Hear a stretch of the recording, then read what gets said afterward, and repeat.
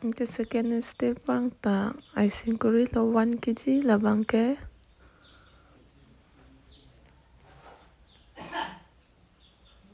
na bang ke second step lo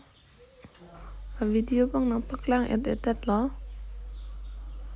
ka la bang ke cake gel lo la attack di cake gel bidon na del pen la a design bang ke pin color selami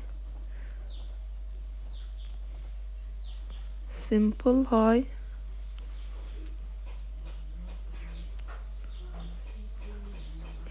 tangan pen lo la ke son lo lang mi sen mama ni gelan ver lo adap ke mi ke do ko ve panta